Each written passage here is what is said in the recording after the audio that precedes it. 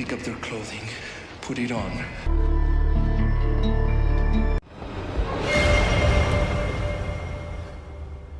Sure, beautiful.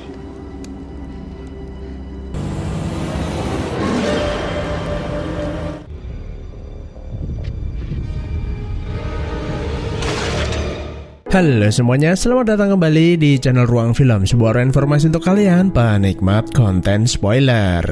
Oke, kali ini saya akan bercerita sebuah film horor yang berjudul Los Muertos yang dirilis tahun 2002. Film ini dibintangi oleh Jon Bon Jovi dan dia ini adalah vokalis grup band legend Bon Jovi. Los Muertos bercerita tentang sebuah fenomena wabah yang sedang melanda di negeri Meksiko. Wabah tersebut bukanlah wabah penyakit biasa, melainkan sebuah wabah yang ditularkan melalui gigitan seorang vampir. Karena itu, manusia yang terkena gigitannya secara otomatis juga akan berubah menjadi vampir. Dan gimana ceritanya? Mari kita langsung masuk aja ke pembahasan filmnya. Suatu malam di sebuah jalanan kota Meksiko, terlihat ada perempuan menawarkan jasa cinta satu malam kepada seorang laki-laki. Tapi laki-laki itu malah berbuat kasar dan memaksa perempuan itu memberikan dompetnya. Lalu datang seorang pria nodongin pistol ke laki-laki tersebut dan dia ini bernama Derek yang diperankan oleh Jon Bon Jovi. Sepertinya lebih enak kita panggil John aja ya biar lebih familiar. Tanpa basa-basi, John langsung menembakkan pistolnya ke mulut perempuan itu dengan sebuah peluru khusus. Lalu John menusuk jantungnya dan ternyata perempuan itu adalah seorang vampir. John juga memenggal kepalanya. Tubuh vampir itu juga harus dibakar agar virus dalam tubuhnya mati dan ia tidak hidup kembali. Umumnya vampir akan terbakar dengan sendirinya jika mereka itu terkena cahaya matahari. Dan gak lupa si John juga ngevideoin buat di-upload ke sosial media. John ini adalah seorang pemburu vampir yang bekerja secara freelance di bawah yayasan Van Helsing. Sampai dikontrakan, dia ditelepon seseorang bernama Brody dan dia ini adalah kepala yayasan Van Helsing. Derek? Hey man. Listen man, some anonymous somebody wants to bankroll the unit. John kemudian diberitahu kalau ada seorang klien yang merahasiakan namanya ingin menyewa seorang pemburu vampir. John diminta memburu vampir yang ada di Meksiko Utara karena wabah vampir sudah mulai menyebar di sana. Klien misterius tersebut meminta John membentuk sebuah tim pemburu vampir karena sepertinya vampir ini tuh bukanlah vampir biasa. Maka dari itu, Brody merekomendasikan beberapa nama yang bisa diajak bergabung. Salah satunya adalah seorang pendeta bernama Adam. Dia ini adalah orang yang pernah selamat dari tragedi pembantaian vampir. Sampai di sebuah gereja, John langsung masuk ke dalam, namun sebelumnya ia harus melakukan rapid test untuk membuktikan kalau dia tidak terinfeksi virus vampir. Who are you? Why don't you ask your flunkies? Manusia yang pernah digigit vampir maka hasilnya akan positif dan dia tidak akan pernah menyadarinya sebelum terinfeksi secara penuh.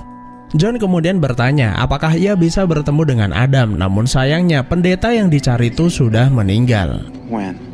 Last month. You might as well stay here the night. There's nowhere else nearby. Saat makan malam, tiba-tiba si John berhalusinasi. Orang-orang di sekitarnya berubah menjadi vampir yang sedang berpesta. Para pendeta pun berusaha menolongnya. Menurut para pendeta di situ, kemungkinan ada vampir berkeliaran di sekitar mereka. Mereka mencoba melakukan koneksi dengan pikirannya.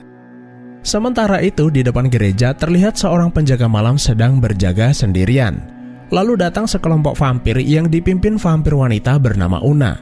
Una ini adalah seorang putri vampir asli dan tentu saja kekuatannya tuh jauh lebih tinggi dibanding vampir-vampir biasa. Para vampir itu pun langsung membunuh sang penjaga lalu berpesta bersama. Keesokan paginya, John meminta pendeta menunjukkan alamat beberapa nama yang sebelumnya direkomendasiin sama bosnya. Pendeta itu bilang kalau beberapa dari nama-nama itu sudah ada yang meninggal, bahkan ada yang menjadi gila. Dari daftar nama itu yang tersisa hanya 2 nama. Setelah berpamitan, John mendatangi mereka, tapi ternyata mereka juga sudah meninggal dunia. John kemudian menelpon Brody memberitahu kalau nama-nama yang ia rekomendasikan semuanya tewas terbunuh. Lalu Brody ngerekomendasiin satu orang lagi yang ternyata juga baru saja meninggal dunia karena dibunuh. Lalu datang seorang bocil yang tahu kalau pelaku pembunuhan ngumpet di sebuah gereja. Dia meminta bantuan John untuk menangkap pelakunya, tapi si John menyarankan besok aja karena terlalu berbahaya di malam hari. Keesokan paginya, John segera menyiapkan peralatan berburunya. Si bocil yang baru bangun dari tidurnya itu lalu nawarin bantuan. Lalu John berkata kalau pelaku pembunuhan bukanlah manusia biasa, melainkan seorang vampir. Bocah kecil ini bernama Sancho dan dia tetap meyakinin untuk ngebantu si John. My mama needs the money. John pun akhirnya nggak masalah dan ternyata Sancho ujung-ujungnya minta duit bayaran. Mereka berdua kemudian masuk ke dalam gereja mencari di mana vampir itu bersembunyi. Lalu John melihat ada vampir lagi tiduran di bawah meja. John langsung melempar talinya kemudian menyeretnya ke arah cahaya matahari dan seketika vampir itu terbakar. Tiba-tiba datang satu vampir dari atas. John langsung memegal kepalanya dan Sancho melempar kepala itu keluar ke arah cahaya matahari. Saat Sancho balik ke dalam, dia melihat ada vampir di belakang John. Lalu Sancho melempar sebuah tombak ke arahnya mengenai si vampir kemudian mendorongnya keluar. Dan akhirnya perburuan vampir itu pun selesai. Sancho kemudian bertanya apakah kerjaan ini duitnya banyak. John bilang lumayan tapi lama-lama bisa bikin kamu gila. Lalu Sancho menawarkan diri kalau dia ingin jadi asistennya karena bener-bener lagi butuh duit buat bayar utang. Namun si John melarang karena dia tidak ingin ada jatuh korban karena dirinya. Hey! Sepanjang perjalanan si John teleponan dengan bosnya. Dia bilang sepertinya vampir buruannya ini tuh tahu kalau si John lagi nyariin orang buat jadi timnya. Karena orang-orang itu tewas terbunuh saat John sampai di sana. Lalu Brody memintanya menemui seseorang yang bernama Jesse Brock. Dia bekerja di sebuah coffee shop dan bisa mengajaknya bergabung ke dalam timnya. Sampai di lokasi, Jesse ternyata lagi sibuk masak, lalu dia nyuruh John nungguin sebentar. Di tempat tersebut, John berkenalan dengan seorang cewek bernama Zoe. Cewek ini ternyata lumayan kepo sama si John, termasuk beberapa pertanyaan aneh. Seperti apakah pekerjaan John menyangkut hidup dan mati. Mendengar perkataannya, Johnny menjadi curiga lalu pergi ke toilet. Dari balik kaca, John mengecek suhu cewek itu dengan sebuah teropong infrared. Suhu tubuh Zoe ternyata sangat dingin. John pun menduga kalau dia ini adalah seorang vampir. Cold as a corpse. Gak lama kemudian Una datang ke tempat tersebut. Dia menghabisi orang-orang yang ada di kafe lalu menculik Jesse Brooks. Insiden itu berlangsung seolah-olah waktu tidak bergerak dan tidak ada satupun menyadarinya termasuk si Johnny. Setelah kejadian mengerikan tersebut, John menyadari kalau vampir sakti baru saja berada di tempat ini. Ia curiga terhadap Zoe yang tiba-tiba menghilang, kemudian John segera pergi dari tempat tersebut. Keesokan harinya, John melihat Zoe berdiri di pinggir jalan. Cewek vampir itu langsung menghentikan mobilnya dan tanpa basa-basi, John langsung nodongin pistol ke arahnya. Zoe kemudian membela diri kalau bukan ia yang membunuh orang-orang di kafe tersebut. Saat itu ia juga kabur karena ketakutan. Lalu John bertanya kenapa Zoe bisa jalan-jalan di siang hari karena dia sangat yakin kalau Zoe ini adalah seorang vampir. Zoe mengaku kalau dia pernah digigit pas lagi berkencan dengan seseorang. Setelah muncul gejala, Zoe langsung pergi ke sebuah klinik karena menyadari kalau dia digigit oleh vampir. Namun klinik itu bukanlah klinik biasa, melainkan klinik untuk penderita HIV. Zoe kemudian melakukan rapid test dan hasilnya masih negatif. Lalu untuk meredakan gejala, ia diberi sebuah obat khusus dan secara ajaib gejalanya menghilang. Ada kemungkinan Zoe minum obat antiretroviral untuk penderita HIV yang harus diminum seumur hidupnya agar tidak bertambah parah. Obat itu berfungsi agar virus di dalam tubuh menjadi pasif dan tidak berkembang. Jadi perawat yang ada di klinik tersebut sengaja memberi obat itu agar virus vampir yang ada di dalam tubuh Zoe tidak merubahnya menjadi vampir. Namun syaratnya Zoe harus selalu minum obat itu tepat waktu. Jika tidak, virus itu akan kembali aktif kemudian merubahnya menjadi vampir. Sudah setahun sejak Zoe mengkonsumsinya dan selama ini dia tidak pernah merasakan gejala aneh bahkan tidak berubah menjadi vampir. Namun tetap saja ada efek sampingnya. Zoe kini lebih suka daging mentah dan memiliki kemampuan penglihatan atau penerawangan. Salah satu buktinya adalah Zoe seperti pernah melihat John saat membunuh vampir di awal cerita film. Maka dari itu Zoe bisa tahu kalau dia berkenalan dengan John saat berada di kafe. Zoe kemudian memberitahunya beberapa waktu yang lalu ia juga mendapat sebuah penglihatan.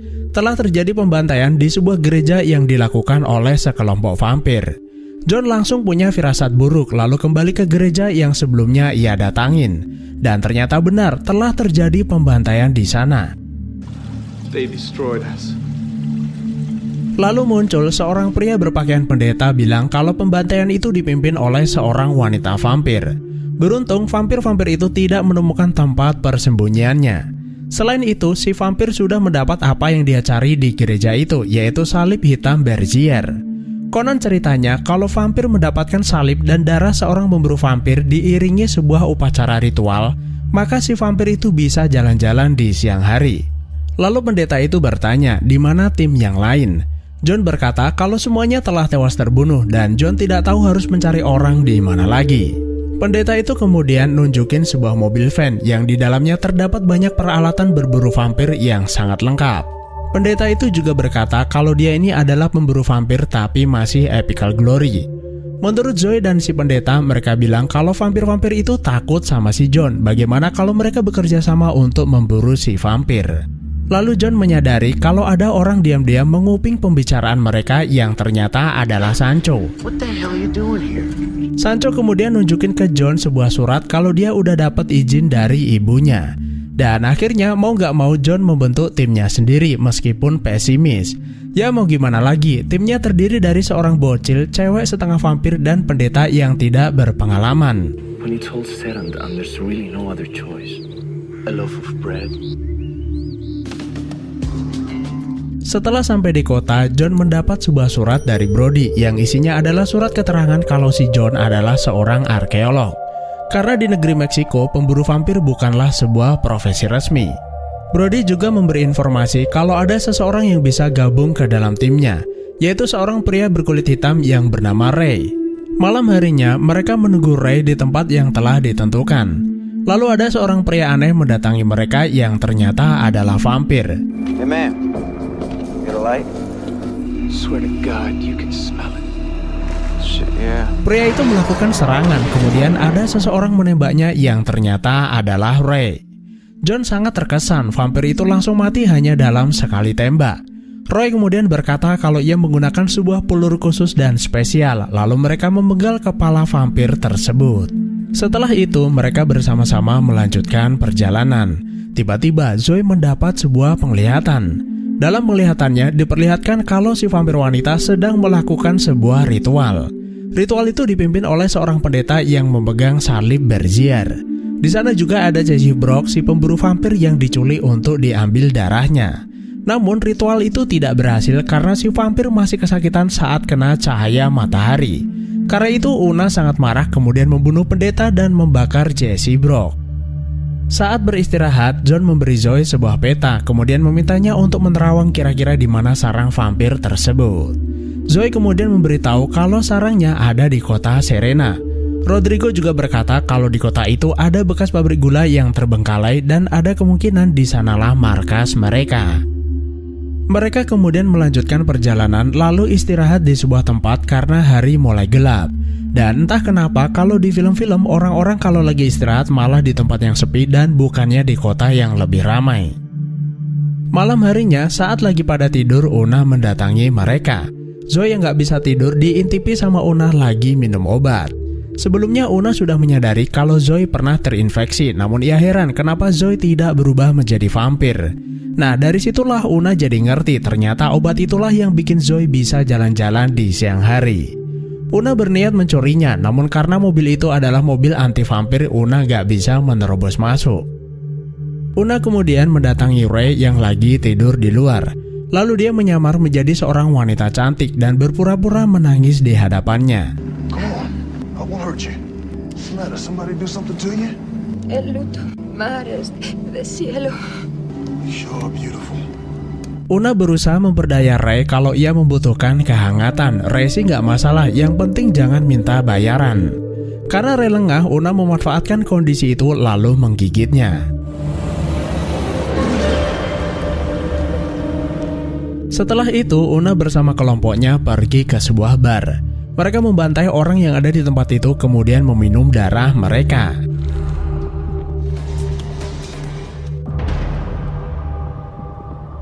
Keesokan harinya, John dan kelompoknya kembali melanjutkan perjalanan. Namun Ray yang lagi nyupir ngerasa kepanasan dan ia meminta mereka beristirahat sejenak. Lalu mereka berhenti di sebuah bar di mana Una berpesta sebelumnya. John meminta yang lain waspada dan memeriksa sekitaran. Sancho di atas pohon mendeteksi ada vampir ngumpet di bawah tanah, kemudian mereka membunuhnya. New one on me.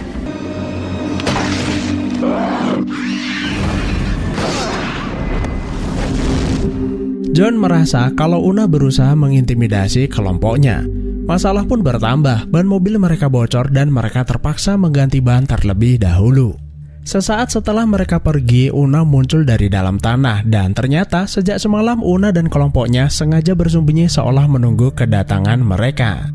Lalu kita melihat ada obat milik Zoe tergeletak di hadapannya dan sepertinya ada seseorang berkhianat di dalam kelompok tersebut. Different story in the 1200s. Boomtown. Beberapa jam kemudian sampailah mereka di sebuah bangunan tua dan tempat itulah yang mereka yakini sebagai sarang vampir. She's in there. Rodrigo kemudian berkata sebaiknya jangan sekarang. Ada baiknya mereka bertanya kepada orang-orang terlebih dahulu, tapi ternyata di kota sepi dan gak ada orang sama sekali. Lalu mereka bertemu dengan seorang kakek-kakek dan kakek itu bilang kalau orang-orang lagi bersembunyi di dalam rumah. Dia sering bermimpi melihat iblis membantai warga.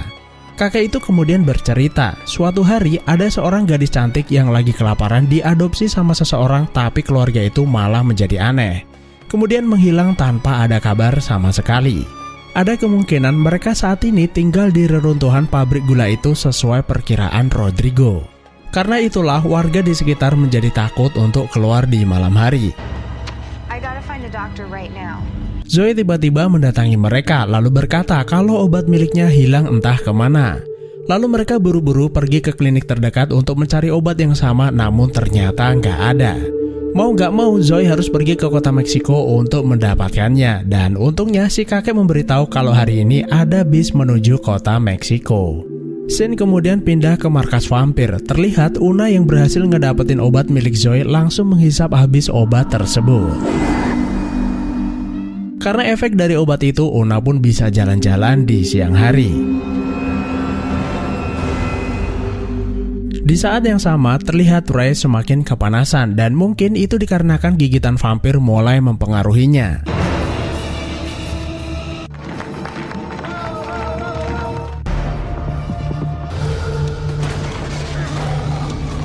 Tiba-tiba Una datang mengacau. Dia melakukan serangan, Zoe pun kabur ke jalan kemudian dikejar lalu diculik sama si Una.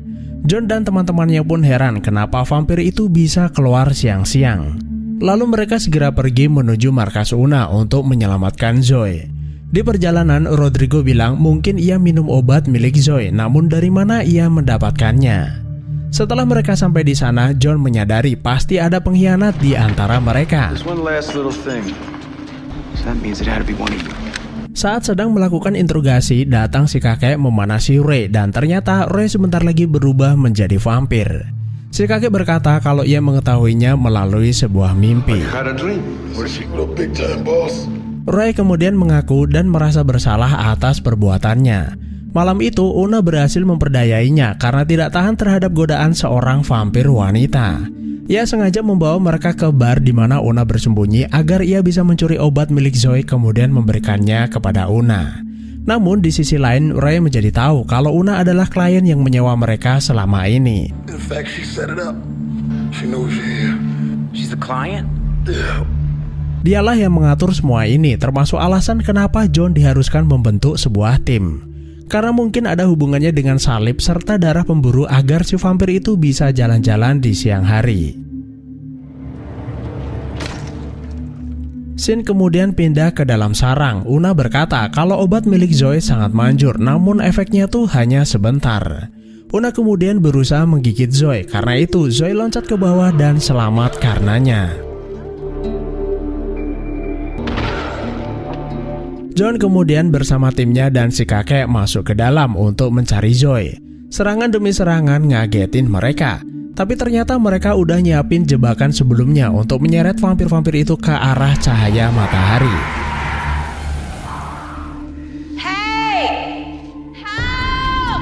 Zoe mendengar kalau John datang untuk menyelamatkannya, lalu ia berteriak agar mereka tahu di mana ia berada. Saat berusaha menolong Zoe, Una datang menyerang mereka. Si kakek yang udah tua pun gak luput dari serangannya, dan akhirnya Una berhasil membuat John terpojok. Stop! I can give you what you're after. Saat Una akan menggigitnya, Rodrigo membuat sebuah tawaran. Dia bersedia tinggal di sini dan membantu Una melakukan ritual yang dia mau, karena dia adalah seorang pendeta dan juga seorang pemburu vampir. The ritual. Just you and me. No. Go. It's okay, Una setuju, kemudian membiarkan John dan yang lain pergi dari sana. Setelah itu, John dan teman-temannya segera pergi dan membawa Zoe ke klinik terdekat. Sampai di klinik, kondisi Zoe sangat memprihatinkan. Daripada berubah menjadi vampir, John berniat membunuhnya. Namun, suster melarangnya karena ada banyak orang yang mau ngedonorin darahnya agar Zoe tetap bertahan hidup. Dan akhirnya Zoe pun kembali pulih. John kemudian memintanya segera ke Meksiko untuk mencari obat, tapi Zoe menolak karena John membutuhkan dirinya untuk menyelamatkan Rodrigo. Setiap ada manusia datang ke tempat tersebut, Una bisa mendengar denyut nadinya. Namun berbeda jika ia yang datang ke sana, karena orang yang terinfeksi tidak memiliki denyut nadi. John kemudian berkata bagaimana jika ia menginfeksi dirinya sendiri menggunakan darah Zoe, supaya denyut nadinya tuh gak kedengeran dan bisa mendekati Una lalu membunuhnya. Awalnya Zoe melarang karena ia bisa saja menjadi vampir. Namun karena gak ada cara lain, suster segera melakukan proses transfusi darah.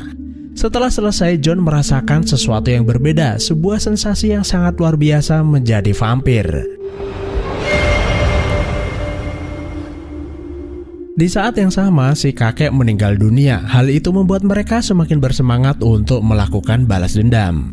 Setelah persiapan selesai, mereka bertiga segera berangkat menuju sarang Una. Sampai di sana, mereka langsung menyiapkan berbagai macam jebakan. Sementara itu di dalam, Una sedang melakukan ritualnya, dan saat Una meminum darah Rodrigo, Rodrigo tuh berkata kalau dia bukanlah seorang pendeta. You forgot to bring a priest. You assemble every element except one. Rodrigo terang-terangan menipunya, jadi saat mengorbankan dirinya percuma saja. Una menjadi kesal, kemudian langsung membakar Rodrigo. Namun sesaat kemudian John datang kemudian menyelamatkannya. Setelah itu John meminta yang lain mundur namun tetap waspada. Ia berkata kalau ia akan menghadapi Una sendirian. John kemudian sengaja meletakkan senjatanya agar Una keluar dari tempat persembunyiannya. Tiba-tiba Una datang menyerang. John yang udah nyiapin tombak di kakinya langsung menusuknya lalu mengikat kakinya. Setelah itu ia meminta yang lain untuk menariknya ke atas, tapi saking kuatnya talinya putus dan Una berhasil selamat. Mereka berempat kemudian naik ke atas untuk menyusun rencana baru. Lalu John meminta Zoe mengambil mobil lalu melempar sebuah tali dari atas bangunan. Sementara itu mereka bertiga akan mencari cara bagaimana menjebak Una. Mereka kemudian berpencar, namun karena lengah Una berhasil menyerang John. Lalu dari belakang Rodrigo memanah Una. Sancho yang berjaga di atas melempar tali lasso tepat mengenai tubuh Una. Setelah itu ia berteriak meminta Zoe menarik talinya. Tanpa menunggu lama, Zoe menginjak pedal dalam-dalam untuk menarik Una keluar. Una yang terpojok menyandera John. Rodrigo kemudian melempar senjata miliknya dan tepat sebelum mencapai atas, John menembak kepalanya.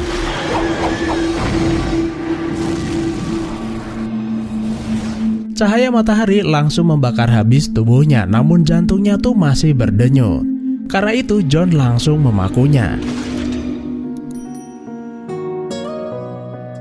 Di akhir cerita, mereka semua kembali ke desa. Rodrigo kemudian meminta Zoe dan John segera ke kota Meksiko untuk mencari obat. Sementara itu, Rodrigo memutuskan akan tinggal di kota ini karena sepertinya di sini membutuhkan seorang pendeta. Lalu Rodrigo berkata kalau obatnya gak manjur, ya sudah pasti John dan Zoe akan menjadi vampir. Namun Rodrigo dan Sancho berharap mereka berdua baik-baik saja. Come back soon. I'll pray for good medicine. Setelah berpamitan, pasangan setengah vampir itu segera berangkat dan akhirnya film pun selesai. Itulah alur film Los Muertos. Terima kasih sudah menonton, sehat selalu buat kalian dan sampai jumpa di next video.